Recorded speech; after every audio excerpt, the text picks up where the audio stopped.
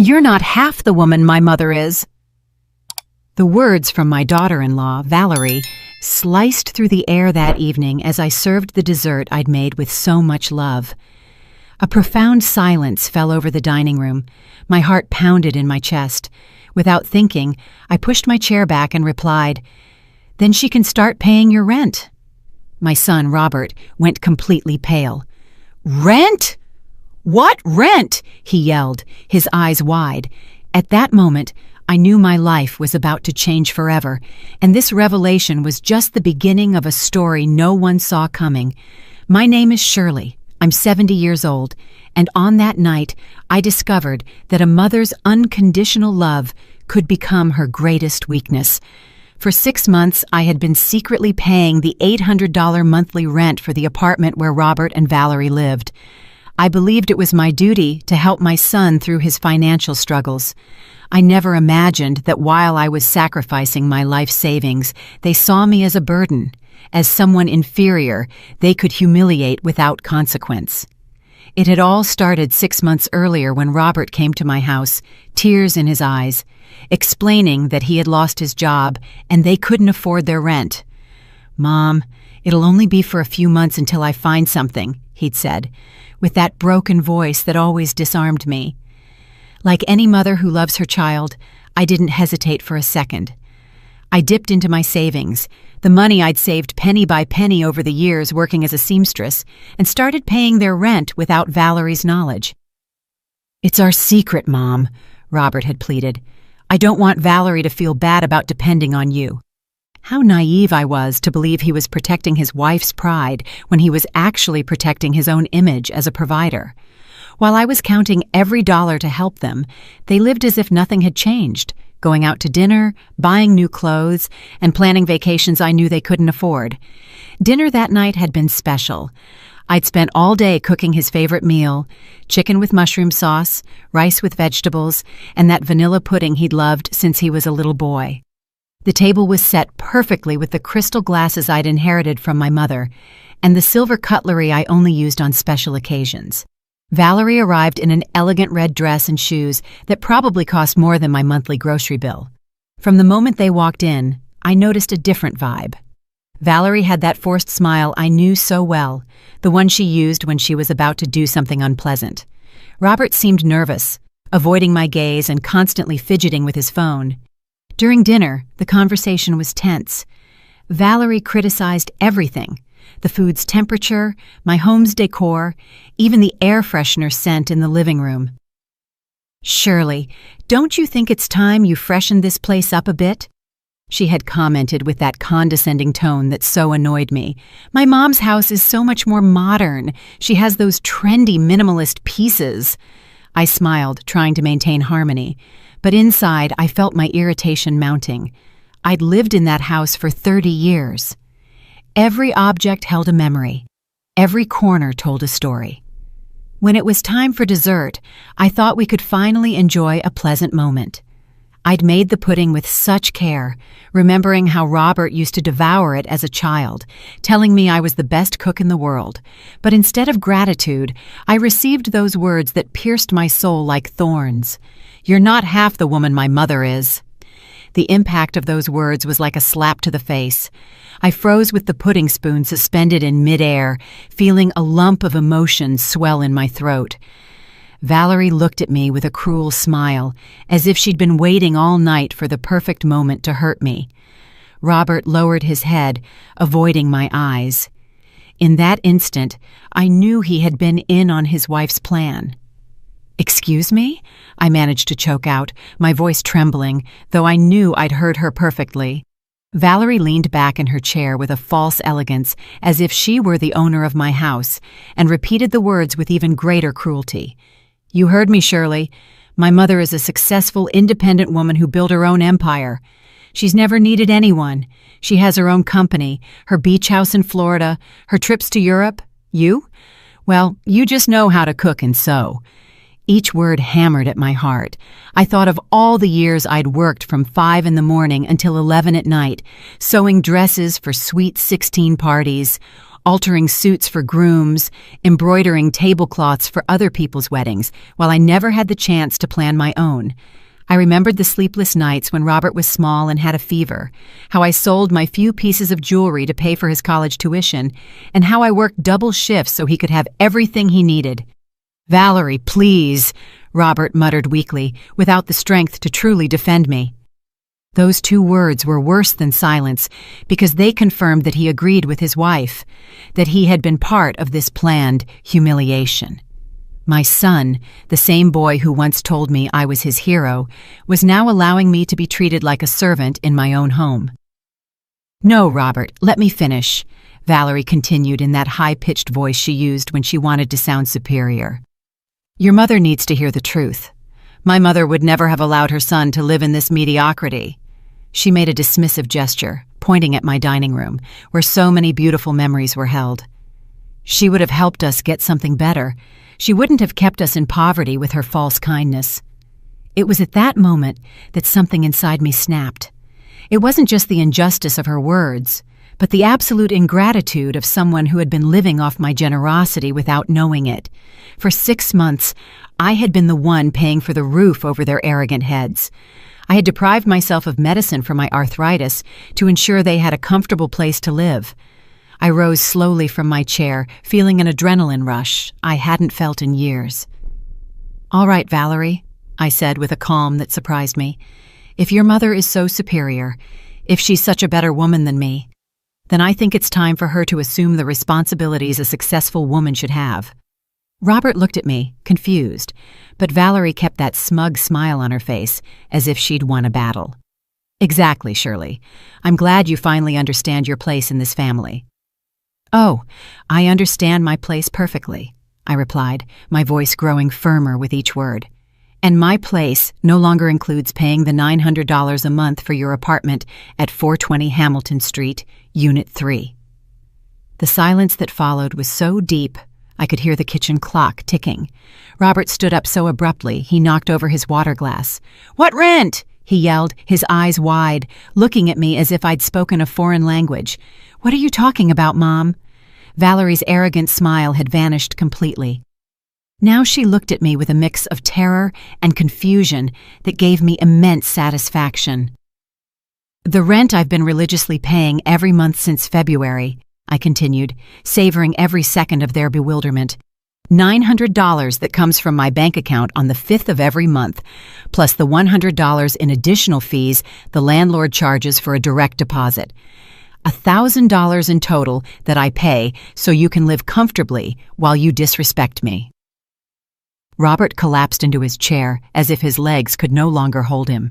"But you told me you talked to the landlord, that he was giving you time to get the money," he stammered, his voice broken.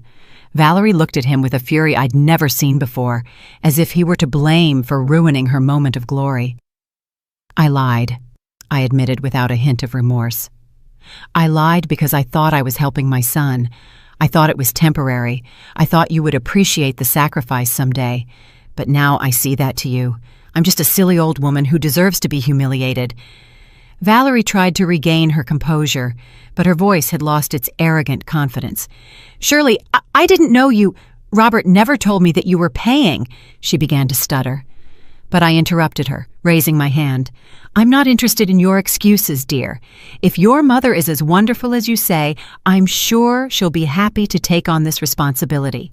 After all, a woman so successful and independent wouldn't have any problem paying for her daughter and son-in-law's rent, would she?" The irony in my voice was so evident that even Robert flinched. The atmosphere in the dining room was so thick you could cut it with a knife. Valerie glanced back and forth between Robert and me, as if she were quickly calculating the implications of what she'd just discovered. Robert's hands were trembling, and he had started to sweat. "Mom, why didn't you tell me the truth?" he finally asked, his voice cracking. "Why did you make me believe you'd worked something out with the landlord?" Robert's question echoed in the dining room like a painful... "I lied because you're my son, Robert.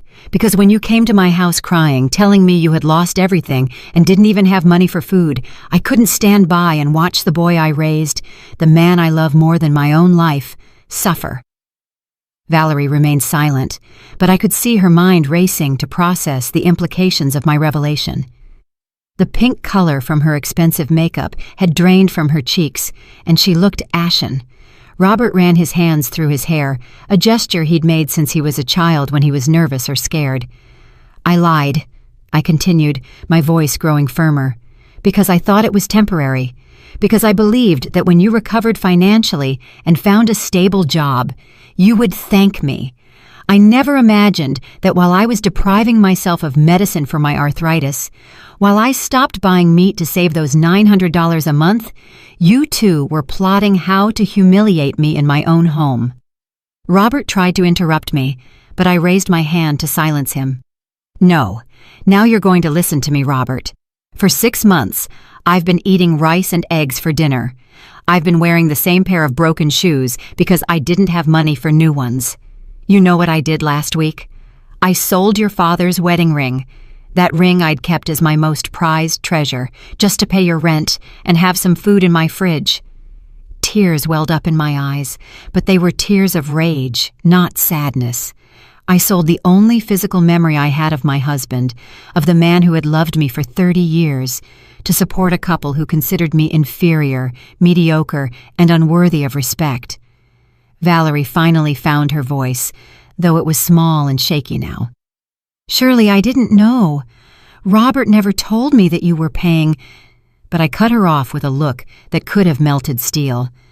Of course you didn't know, dear, because your husband chose to lie to you too. He preferred for you to believe that he had earned the money on his own rather than admit he was depending on his mother. Mediocre. I spat out the word mediocre with such venom that Valerie visibly recoiled. Robert finally exploded. Mom, I never wanted it to be this way. You insisted. I didn't ask you to sacrifice so much.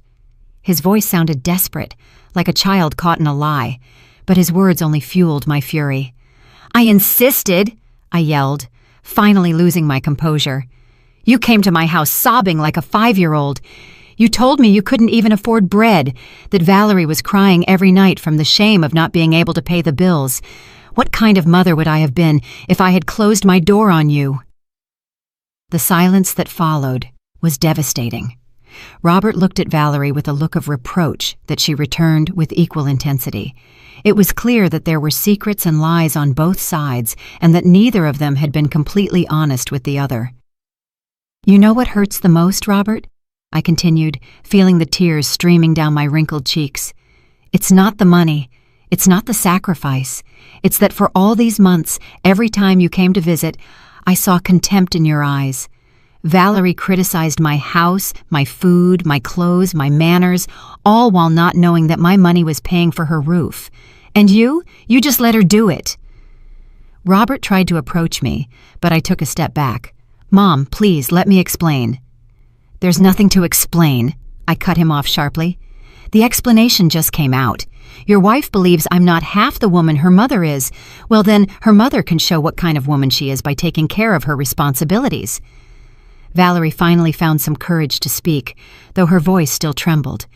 Surely, my words were said in a moment of, I was upset about other things. I interrupted her with a bitter laugh. You were upset about having to eat at the home of the woman who pays your rent? Upset because you had to pretend to be cordial with someone you consider so inferior? The tension in the air was so dense you could have cut it with a knife. Robert paced the dining room like a caged animal, while Valerie sat twisting a napkin between her trembling hands. You know what's the saddest part of all this? I continued, feeling a strange calm come over me. I really believed we were a family. When I married your father, Robert, I dreamed of having many children, with grandkids running through this house, with family dinners full of laughter and love. After years of trying to get pregnant, when you finally came, I thought God had given me the greatest gift in the world. Robert stopped and looked at me, his eyes full of tears. Mom, I love you. You know I love you. Love isn't just words, son. Love is actions. It's respect. It's protection. When your wife insults me and you stay silent, when you let her humiliate me in my own home, when you lie to me to hide that you depend on me financially. That's not love. That's convenience." Valerie stood up abruptly, knocking over her chair. "That's enough. I'm not going to stand here and listen to this sermon. Robert, we're leaving now." Her voice had regained some of her usual arrogance, but I could see the panic in her eyes. "No," Robert said firmly, surprising us both. "We're not leaving until we sort this out. Mom, please sit down. We need to talk like adults." But I had already made my decision. "There's nothing left to talk about, Robert. The cards are on the table. Your wife has made her feelings about me very clear, and you have shown that you agree with her. Starting tomorrow, I will no longer be paying your rent. If Valerie's mother is as superior as she says, I'm sure she'll find a way to help you." "But Mom, you can't do that," Robert cried. And for the first time all night, I saw real terror in his eyes. "We don't have the money. I was fired 2 weeks ago. I was going to tell you after dinner." Robert's words hit the dining room like a bomb. "You were fired 2 weeks ago?" I repeated slowly, a new wave of betrayal washing over me. "And you didn't tell me anything? You allowed your wife to humiliate me, knowing that you were completely dependent on me?" My voice broke on the last word, not from sadness, but from a rage so profound that my hands were shaking. Valerie turned to Robert, her eyes blazing with fury. "What? You were fired 2 weeks ago, and you didn't tell me? I've been spending money as if everything were normal while you—" She couldn't finish the sentence. She put her hands over her face and began sobbing dramatically, like an actress in a soap opera. "Valerie, please let me explain," Robert began, but she cut him off with a gasp. "Don't tell me to calm down. Just yesterday I bought those $400 shoes. Last week I booked the spa for my birthday. Robert, we're broke and you let me spend like an idiot." Her tears had completely ruined her makeup, and now she looked exactly like what she was, a desperate and terrified woman. I watched the surreal scene, feeling a strange mix of satisfaction and pain. For months, I had carried the weight of supporting this couple, and now they were finally facing the reality of their situation. Robert looked defeated, his shoulders slumped, and his face in his hands. "You know what's the most pathetic part of all this, Robert?" I said with a calm that surprised me. "Even now, after discovering that you've been lying to me and humiliating me, my first instinct is to ask if you need help. That's what a mother does, son. That's what unconditional love does." Robert looked up at me, and for a moment, I saw the little boy who used to run to me when he had nightmares. "Mom, I lost my job because I was late 3 times in a row. Valerie had been sick, and I had to take care of her, take her to the doctor, and—" Valerie cut him off with a murderous look. "I wasn't sick. I had appointments with my dermatologist for my beauty treatments. Don't use me as an excuse for your irresponsibility." The mask had fallen completely.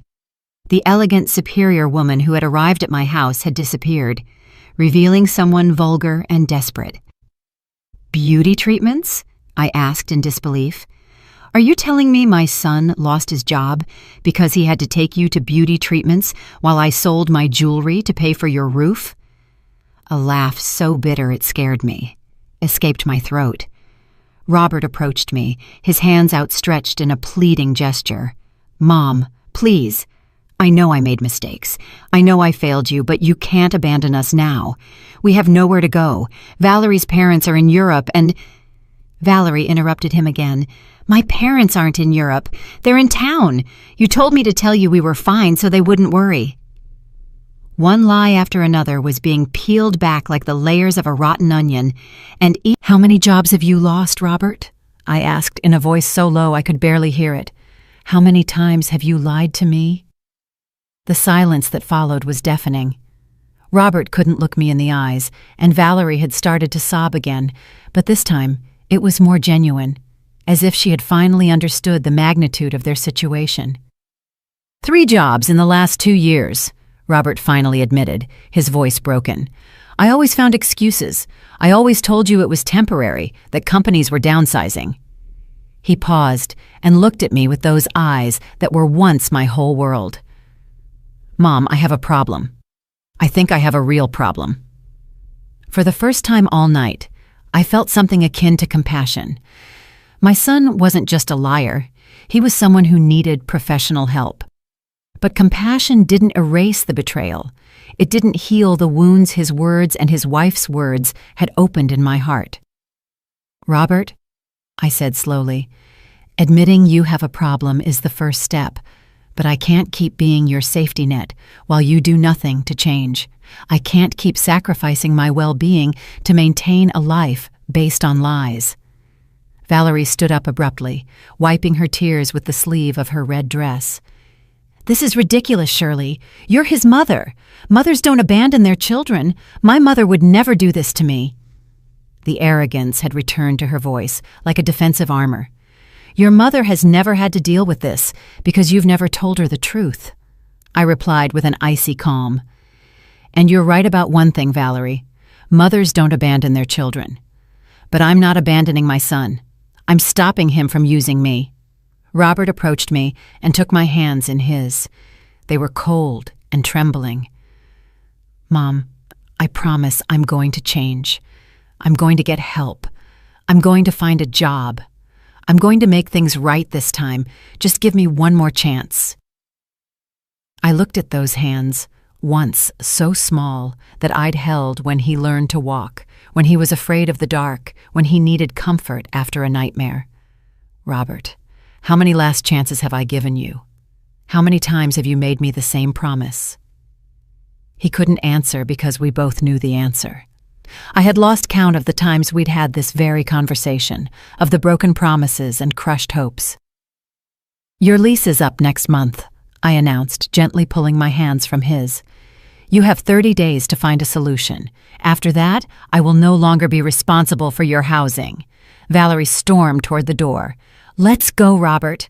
I'm not staying here to be humiliated by a woman who doesn't understand what family means.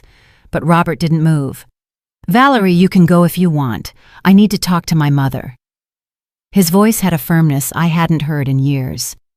And for a moment, just for a moment, I saw a glimmer of the man he could have been. Valerie stopped dead in her tracks when she heard Robert's words. She turned slowly, her expression a mix of disbelief and pure fury. You're asking me to leave after everything I've sacrificed for this marriage? Her voice had become shrill, almost hysterical, and she gesticulated with her hands as if conducting an invisible orchestra. Valerie, please, I need to sort this out with my mom. Too much has happened tonight. Robert tried to explain, but she cut him off with a gasp that probably woke up the entire block. No, I'm not going anywhere. If you're going to grovel like a dog in front of your mother, you're going to do it with me here. She crossed her arms and planted herself firmly in the center of my dining room like a statue of stubbornness. Besides, this conversation affects me directly. If she stops paying our rent, where are we going to live? In a homeless shelter? I watched the scene with a mix of fascination and horror. In a single night, I had seen the perfect facade this couple had built crumble, revealing the lies they had been weaving for months. It was like watching a car crash in slow motion. Terrible, but impossible to look away from. Valerie, I said finally, I think you've said enough for one night. You've made it very clear what you think of me, and I've been equally clear about what I think of the two of you. There's not much more to discuss. Yes, there is much more to discuss, she shrieked, her face as red as her dress. You can't ruin our lives just because you were offended by a comment. Families forgive. Families support each other. The hypocrisy of her words struck me like a slap. Families support each other? I repeated slowly. Do you mean the way you've supported me tonight? Or the way Robert has supported me by lying about his employment? Or maybe you mean the way you've supported me by letting me sacrifice my savings while you live like nothing's wrong? Robert sat down heavily in one of the dining chairs, his head in his hands. Mom, I know we've made terrible mistakes. I know we've hurt you in unforgivable ways. But if you turn your back on us now, we literally have nowhere to go. That's not my problem, I replied, the words coming out with a harshness that surprised even myself. For 70 years, I've been taking care of others. I took care of my parents until they died. I took care of your father through his illness. I've taken care of you since the day you were born. Do you know when the last time someone took care of me was? When was the last time someone worried about my well-being?" The silence that followed was deep and painful. Robert lifted his head and looked at me with an expression I hadn't seen since he was a little boy, that mix of guilt and understanding that appeared when he finally realized he had done something very wrong. "Never," he admitted in a barely audible voice. "I've never worried about taking care of you. I always assumed you'd be there, that you'd always be fine, that you'd always have the strength to solve all the problems." Valerie seemed to be losing patience with this emotional conversation. "Enough of the melodrama, Shirley. You're the mother. It's your responsibility to help your son. You can't just decide you don't want to be a mother anymore." Those words were the final straw. I walked toward Valerie until I was just inches from her face. And when I spoke, my voice was so low and menacing, she instinctively recoiled. "Never, ever tell me what kind of mother I should be. I've been a mother for 35 years. I've sacrificed my youth, my dreams, my opportunities, my money, my health, everything for my son. What have you sacrificed? Your beauty treatments? Your $400 shoes?" Valerie tried to respond, but I continued without giving her a chance. Being a mother doesn't mean being a permanent ATM. Being a mother doesn't mean accepting humiliation and disrespect. Being a mother means teaching your children to be responsible, independent, respectful people, and in that, I have clearly failed.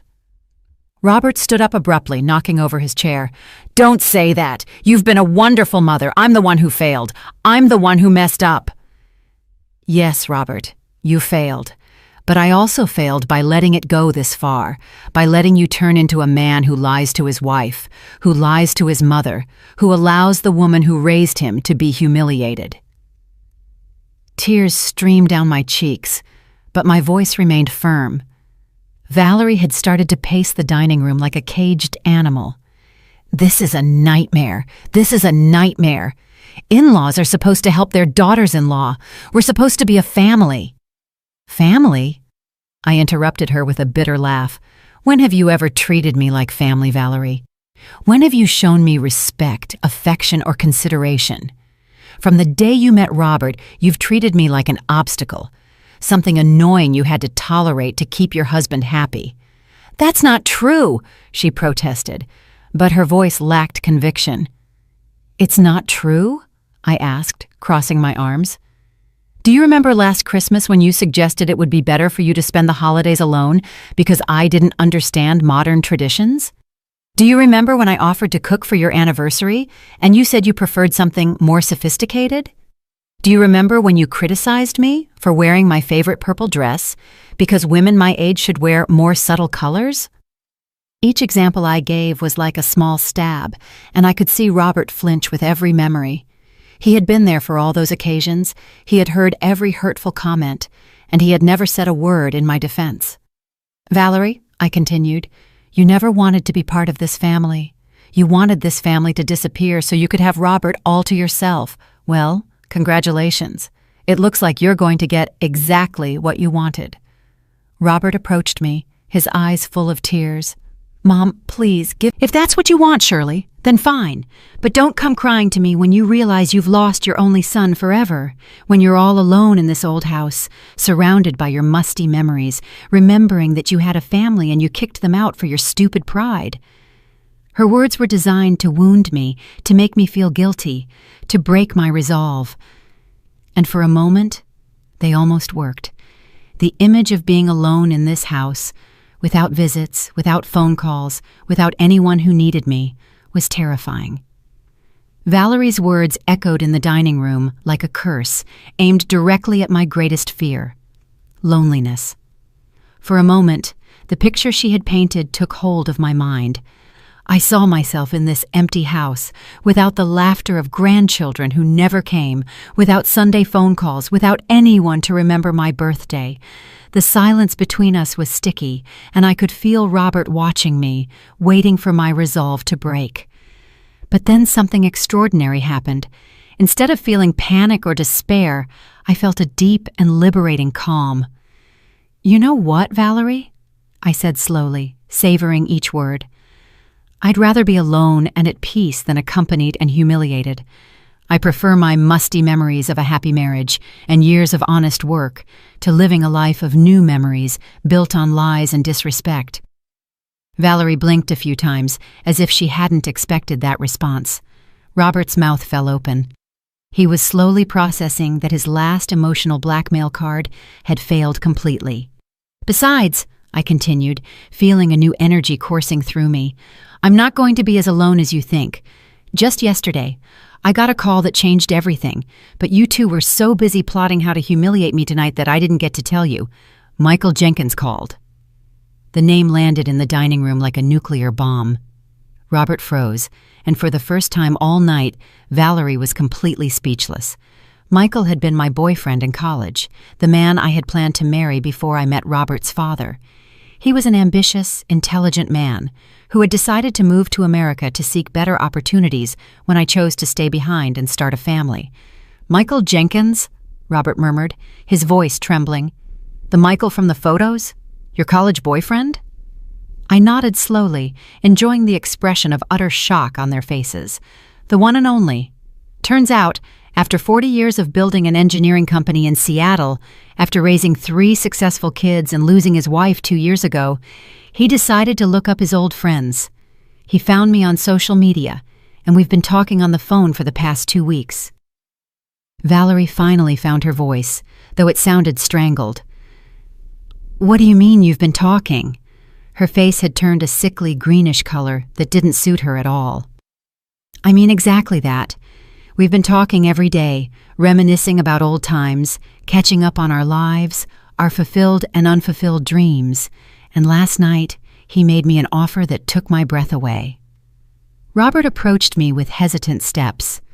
"What kind of offer, Mom?"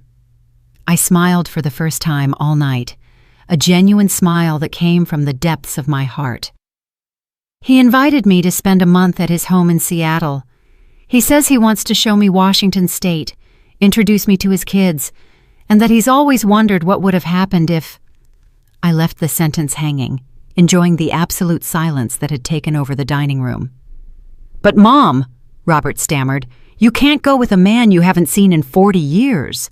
What if he's a scammer? What if he's lying to you? What if—" "What if, Robert?" I interrupted him with a surprising firmness. "What if he turns out to be a liar just like you? What if he uses me just like you have? At least with Michael, I'll be on an adventure, seeing new places, and being valued for who I am, not for what I can give financially."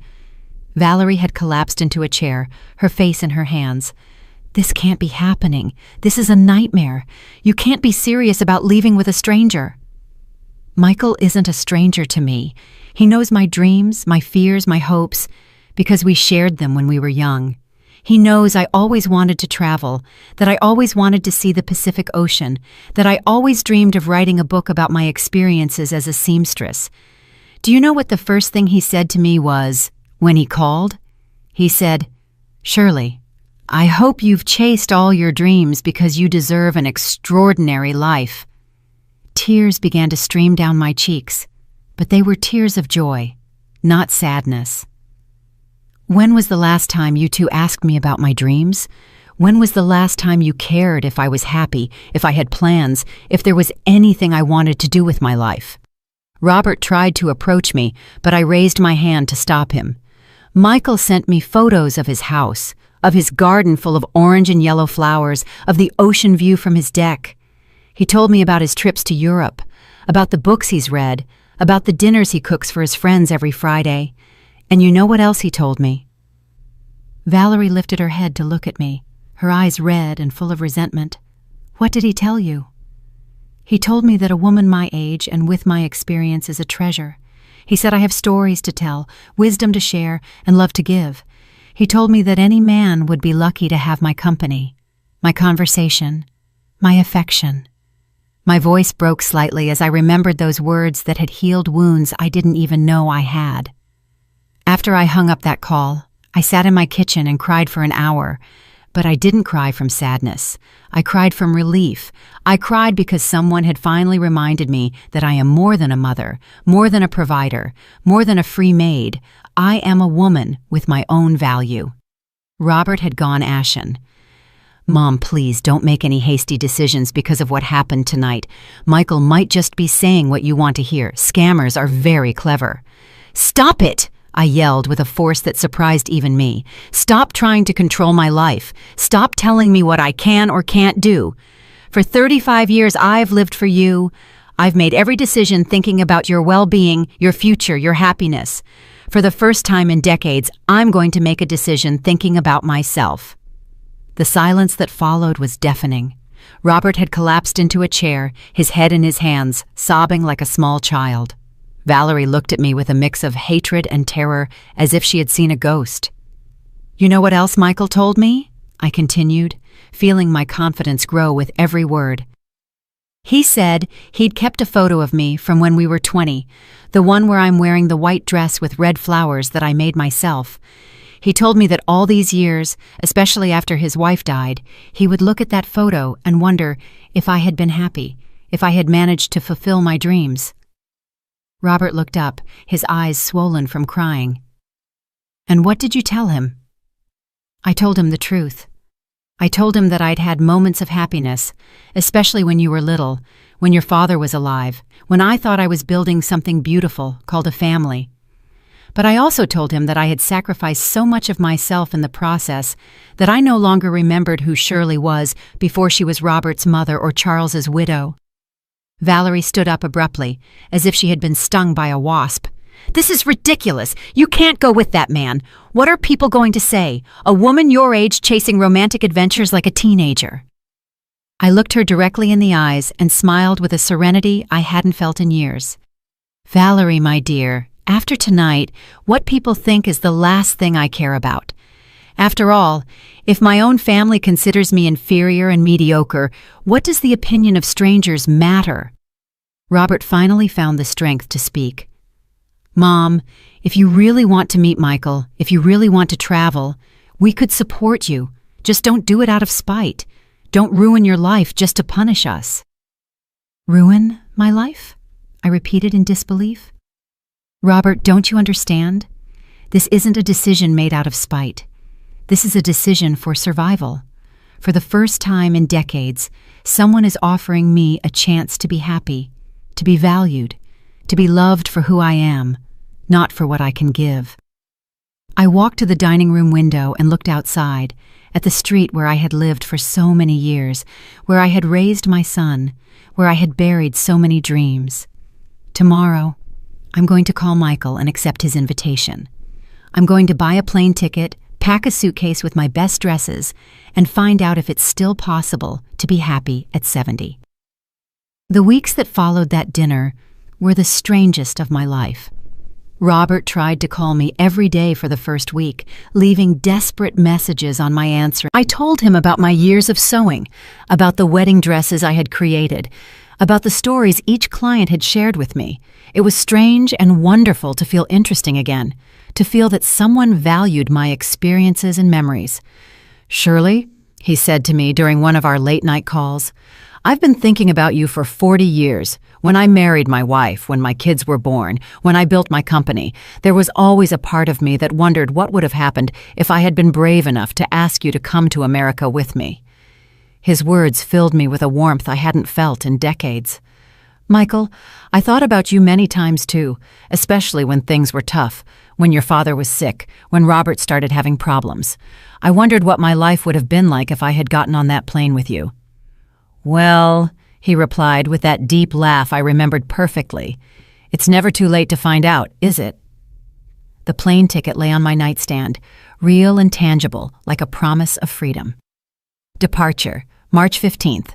Destination, Seattle, Washington. Michael had insisted on paying for the ticket, but I had refused his offer. "This is my decision, my adventure," I had told him. "I want to pay for it with my own money." The money I had saved for months by depriving myself of medicine and decent food. Money I would now use for something that would make me happy for the first time in years. 3 days before my trip, Robert showed up at my door. He looked terrible, gaunt, with deep circles under his eyes, his clothes wrinkled as if he had slept in them. "Mom, please, we need to talk," he said in a broken voice that, despite everything, broke my heart. I let him in, but kept my emotional distance. "Where's Valerie?" I asked as I made coffee in my small kitchen. "At her parents' house," he replied, sitting down heavily on my kitchen chair. "She left a week ago. She says she can't be with me if I don't have a job, if I can't maintain the lifestyle she deserves." He laughed bitterly. "Turns out her superior mother isn't so superior when it comes to helping out financially. They told her to fend for herself." I felt a pang of satisfaction that wasn't particularly noble, but which I couldn't help. "So what are you going to do now?" "I've been desperately looking for work. I've applied everywhere, Mom. Offices, restaurants, stores, construction, anything. I'm willing to do anything."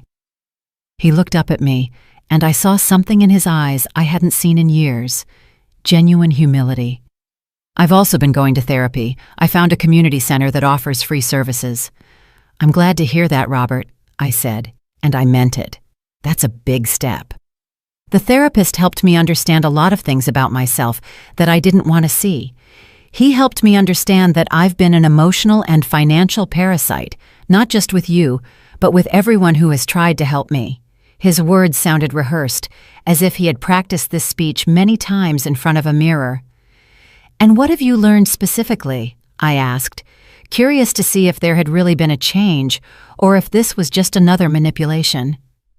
Robert took a moment to answer, nervously toying with his coffee cup. "I've learned that I never learned to be responsible because you were always there to rescue me. It's not your fault," he quickly added when he saw my expression. "It's mine." But the pattern was set very early on, and I never made the effort to break it. I nodded slowly. "And Valerie, what did you learn about your relationship with her?" "That what I felt for her wasn't love. It was emotional dependency. I liked that she was demanding and critical because it gave me an excuse not to grow up, to continue being a child who needed his mom to rescue him." He stopped and looked me directly in the eyes. "Mom, I know I don't deserve your forgiveness. I know I've destroyed our relationship, but I need you to know that for the first time in my adult life, I'm seeing things clearly." "And what exactly do you see?" I asked carefully. "I see a 70-year-old woman who sacrificed her entire life for a son who never appreciated it. I see a woman who worked her hands to the bone to give me an education and opportunities that I wasted. I see a woman who deserves to be happy, who deserves to be valued, who deserves to chase her own dreams after decades of chasing mine." His words moved me, but they also made me cautious. "Robert, I'm glad to hear you're reflecting on these things, but words are easy. Real change takes time and consistent action." "I know," he said, nodding vigorously. "And I'm not here to ask you to cancel your trip. I'm not here to ask for money or help. I'm here to tell you that I'm going to show you with actions that I can change, even if you're no longer here to see it." "What do you mean by that?" Robert stood up and started pacing my small kitchen. "I got a job at a cleaning company. It's night work and the pay is low, but it's honest, and it allows me to live in a small room I rented downtown. I'm also taking online classes to get a certification in accounting." I looked at him in genuine surprise. "When did you decide to do all this?" "The night after our dinner, when I got home, and Valerie started yelling at me for ruining our financial situation. Something inside me just snapped. I realized I was 35 years old and had never been responsible for my own life, not for a single day." He sat down again and took my hands in his. "Mom, I want you to go to Seattle. I want you to meet Michael, to see the ocean, to write that book you've always wanted to write. I want you to be happy, even if it means I'm no longer part of your life." For the first time since the night of the dinner, I felt like I was talking to my real son, not the manipulative, dependent version I had known for so many years. "Robert, you're always going to be a part of my life. You're my son, and you always will be. But I need you to understand that our relationship can't stay the same. I understand completely, he said firmly, and I want you to know that I'm going to work on becoming the kind of son you can be proud of, even if it takes years, even if by then it's too late to repair our relationship. We sat in silence for several minutes, each lost in our own thoughts. Finally, Robert spoke again. Will you tell me about Michael? What was he like when you were young? An involuntary smile spread across my face. He was brilliant, ambitious, gentle. He had a way of making me feel like the most interesting woman in the world. When we talked, he would focus entirely on me, as if my words were the most important thing he had ever heard. Why didn't you go with him when he moved to America? Because I was afraid, I admitted. Afraid of leaving everything I knew, afraid of failing, afraid of not being good enough for him. And then I met your father, and he represented security, stability, a predictable life. I paused. I don't regret choosing your father. He was a good man, and we had beautiful moments. But now I have a second chance to find out what would have happened if I had been braver. Robert nodded slowly. Do you think Michael has really thought about you all these years? Or do you think he's idealizing the past? Robert's question made me think deeply. You know, Robert, I've asked myself that same question every night since Michael contacted me. Is what he feels real, or are we just two old people idealizing a youthful love? I stood up and walked to the window, watching the garden where I had planted roses so many years ago. But then I realized that it doesn't matter. What do you mean it doesn't matter? Robert asked, genuinely curious. It doesn't matter if what we feel is nostalgia, idealization, or true love. What matters is that for the first time in decades, I feel alive. I feel valuable. I feel like a woman who deserves to be courted, admired, respected. I turned to look at him. When was the last time I felt that way? When was the last time anyone made me feel special just for being me? Robert lowered his head, ashamed. I never made you feel that way, did I? I always took you for granted, something that would always be available no matter how I treated you. Exactly. And it wasn't just you, Robert. Your father, too. Toward the end of our marriage, he started to see me only as the woman who cooked, cleaned, and took care of him when he was sick. I stopped being Shirley and became just Charles's wife, and then just Robert's mother. At that moment, my phone rang. It was Michael, calling at the time we had agreed on, as always. I looked at Robert, who nodded, indicating I should answer. Hello, beautiful, Michael's voice said through the phone, and I immediately felt that familiar warmth spreading through my chest. How was your day? Interesting, I replied, smiling despite the tension. My son is here. Robert, would you like to say hello to Michael? Robert froze for a moment, but then slowly nodded. I put the phone on speaker. Michael, I'd like you to meet Robert, my son. Robert, this is Michael Jenkins.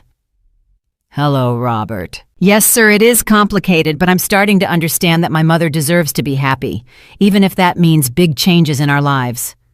That's a very mature response, Michael replied with approval. I'll tell you something, Robert. I have 3 kids, all adults, and it took them years to understand that their parents are complete people with their own needs and desires, not just eternal providers of support and resources. Robert looked at me in surprise. It was clear he hadn't expected Michael to be so direct, yet so understanding at the same time. Mr. Jenkins, Robert continued, can I ask you what your intentions are with my mother? Michael chuckled softly. That's a fair question. My intentions are to get to know the woman the girl I fell in love with 40 years ago became. My intentions are to show her beautiful places, to introduce her to my kids, to cook for her, to listen to her stories, and perhaps, if we both decide we want to build a deep friendship or something more. And if things don't work out as you expect, Robert asked, then we will have had a beautiful adventure. We will have closed a chapter that was left open for decades, and your mother will have had a well-deserved vacation in Washington. There's no pressure, Robert. No unrealistic expectations. Just 2 older people giving themselves a chance to rediscover joy. Robert visibly relaxed. Thank you for being so honest, sir. Call me Michael, please. And now, if you'll excuse me, I'd like to speak with your mother alone for a moment. Robert nodded and walked to the living room, giving me privacy for my phone call. "How do you feel after talking to him?" I asked Michael once we were alone. "I feel good. He seems to be a young man going through a moment of growth. That speaks well of how you raised him, Shirley. Children who never face difficulties never learn to be resilient." His words reassured me more than I expected. "Michael, are you sure you want to involve yourself in your peaceful life with a woman who has so much family drama?" "Shirley, my dear, we all have family drama at our age. One of my sons got divorced last year and moved back into my house with his 2 small kids. My daughter is having a midlife crisis and calls me crying every Tuesday. My youngest son is struggling with a video game addiction that's affecting his marriage." He laughed softly. "Family drama is a part of life. The difference is how we handle it. And how you're handling it, with clear boundaries and with firm love, and by always remembering that your kids are adults responsible for their own decisions and consequences. That's something you seem to be learning to do as well." After hanging up with Michael, Robert and I continued talking late into the night. He told me more details about his therapy, about how he was learning to identify behavioral patterns he had repeated for years without realizing it. "You know what was the hardest thing to accept in therapy?" he asked me as we drank a second cup of coffee. "What?" "That it wasn't just that I was lazy or immature. It was that I had developed an emotional addiction to being rescued. Every time someone solved a problem for me, every time I was given money or pulled out of a tight spot, I felt a kind of euphoric relief. It was like a drug." His words hit me hard. "And how are you supposed to break that addiction?" "By facing the consequences of my actions without seeking rescue. When I lost my last job, my first instinct was to come running to you with a sad story. But this time, instead, I slept in my car for 3 days until I got the cleaning job." "You slept in your car?" I asked with automatic maternal concern. "Yes, and it was one of the most important experiences of my life. For the first time, I truly understood what it means to not have a safety net, what it means for my actions to have real consequences." He looked me directly in the eyes. "Mom, during those 3 nights, I thought a lot about you. I thought about all the times you had to choose between your needs and mine, and you always chose mine. That's what mothers do, Robert." "No, Mom. That's what mothers who haven't learned to set healthy boundaries do, and that's what children who have never learned to be responsible adults do." He leaned forward. "The therapist helped me understand that by constantly rescuing me, you were unintentionally depriving me of the opportunity to grow." His words hurt me, but they also freed me. For years, I had felt guilty every time I considered saying no to Robert, every time I thought about putting my needs first. Now I understood that my generosity had actually been a way of controlling him, of keeping him dependent on me. "So what happens now?" I asked softly. "Now I'm going to prove, first to myself and then to you, that I can be a responsible adult. I'm going to pay my own bills. I'm going to make my own decisions. I'm going to face my own problems. And when you come back from Seattle, if you decide to come back, I'm going to be a son you can be proud of. And if I decide to stay in Seattle?" Robert smiled, and for the first time in years, I saw genuine joy in his smile instead of manipulation. "Then I'll be happy for you. I'll visit you when I can. I'll call you every week, and I'll live my own life knowing that my mother is finally living hers." The day of my departure dawned with a clear sky and a gentle breeze that seemed to whisper promises of adventures to come. Robert arrived early to take me to the airport, and for the first time in years, there was no tension between us. He had brought flowers, a small bouquet of white daisies that I knew were my favorite, and a sealed letter. "Don't open it until you're on the plane," he said with a shy smile. "It's something I needed to say to you, but it's easier for me to write than to speak." During the drive to the airport, we talked about everyday things, the weather, the news, his plans for the week. It was a normal conversation between a mother and son, something we hadn't had in years. There were no pleas, no drama, no guilt, just a quiet conversation between two adults who loved each other but finally understood healthy boundaries. "Mom," he said when we arrived at the airport, "I want you to know that no matter what happens in Seattle, this has already been worth it." "What do you mean?" "Seeing you like this, excited, nervous, happy, I haven't seen you shine this way in years." He helped me take my suitcase out of the car, a suitcase I had carefully packed with my best dresses, including a new coral pink one I had bought especially for this trip. At the airport, Robert walked me to the security gate. When it was time to say goodbye, we hugged with an intensity we hadn't shared since he was a little boy. "I love you, Mom," he whispered in my ear. "Have fun. Fall in love. Be happy. You deserve it more than anyone in the world." "I love you too, son, and I'm proud of the man you're becoming." Once on the plane, I opened Robert's letter with trembling hands. His handwriting, which had always been messy, looked more mature, more careful. "Mom," it began, "during these past few days, I've been thinking about all the times you were a hero without me noticing. When you worked double shifts to pay for my school books, when you sold your new sewing machine to buy me a bicycle, when you pretended not to be hungry so I could eat more, when you stayed up all night taking care of me when I was sick, all those moments of silent love that I took for granted. Now I understand that being a mother doesn't mean sacrificing yourself until you disappear. It means loving enough to teach independence. It means being brave enough to let go when it's time. Thank you for finally loving me enough to let me grow up. Fly high, Mom, literally and figuratively. With all my love and respect, Robert. P.S. Michael is a lucky man to be meeting the most extraordinary woman in the world." Tears streamed down my cheeks as I put the letter back in my purse. Through the plane window, I could see the clouds stretching out to infinity, and for the first time in decades, I felt that my future was just as infinite.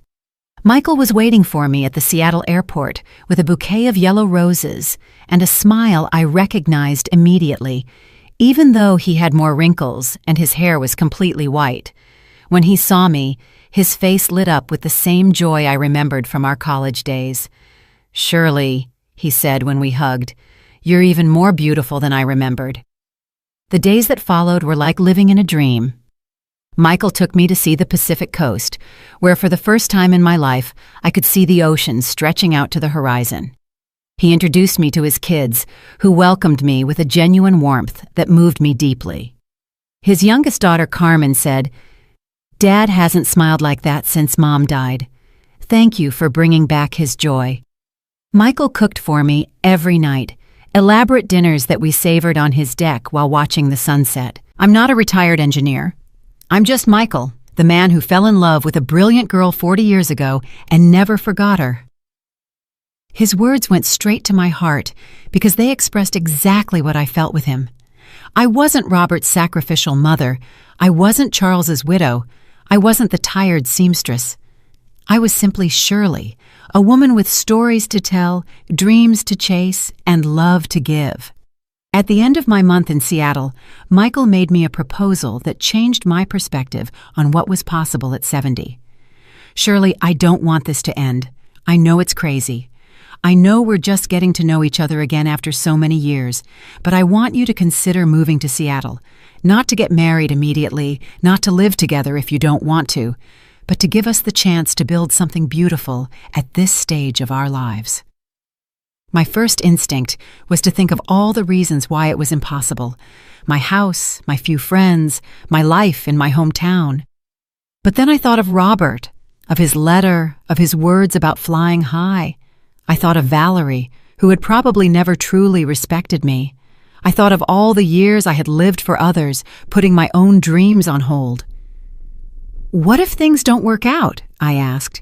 "Then we will have had a beautiful adventure." "But surely, what if they do work out? What if, after a lifetime of putting others first, you finally have the opportunity to be completely happy?" That night, I called Robert to tell him about Michael's proposal. His response surprised me and filled me with pride. "Mom, are you happy with him?" "Happier than I've been in decades. He treats me well. He respects me. He makes me feel valuable every day. Then stay. Build the life you deserve. I'll be fine. In fact, I'll be better knowing that you're finally living for yourself. 6 months later, I was packing my most cherished belongings in my old house, getting ready to move to Seattle permanently. Robert helped me with the entire process, demonstrating a maturity and responsibility that filled me with hope for his future. "You know what the most ironic part of all this is?" he said to me as we packed up the family photos. "What?" "That by letting you go, I feel like I've finally gotten you back. Not as the mother who constantly rescues me, but as the extraordinary woman you always were, but whom I never bothered to truly get to know." As I write this story from Michael's deck, watching the Pacific Ocean and waiting for him to come back from the market where he's gone to buy ingredients for the dinner we will cook together, I reflect on all that has changed. Robert is successfully building his own life. He got a promotion at his job. He moved to a better apartment and is dating a woman who challenges him to be a better person instead of enabling his dependency. Valerie, he told me, married an older man who can maintain her lifestyle, which is probably for the best for everyone. And me? I finally learned that it's never too late to be happy. I learned that self-love isn't selfishness, but the foundation for being able to love others in a healthy way. I learned that a 70-year-old woman can have adventures, can fall in love, can start over. Michael and I got married last month in a small ceremony on the beach, with his kids and Robert as witnesses. Robert cried throughout the entire ceremony, but they were tears of joy. "I never thought I'd see my mother marry for love," he told me afterward. "I always assumed your marriage to Dad had been just for convenience and family. Now, when I look back at that terrible night when Valerie humiliated me in my own home, I see it as the greatest gift I could have received, because it was that humiliation that finally woke me up. It was that humiliation that showed me I deserved more. It was that humiliation that gave me the courage to chase the happiness I thought I had lost forever. And you? What would you do if life gave you a second chance to be completely happy? Would you have the courage to take it, no matter what others think? Because believe me, it's never too late to start over.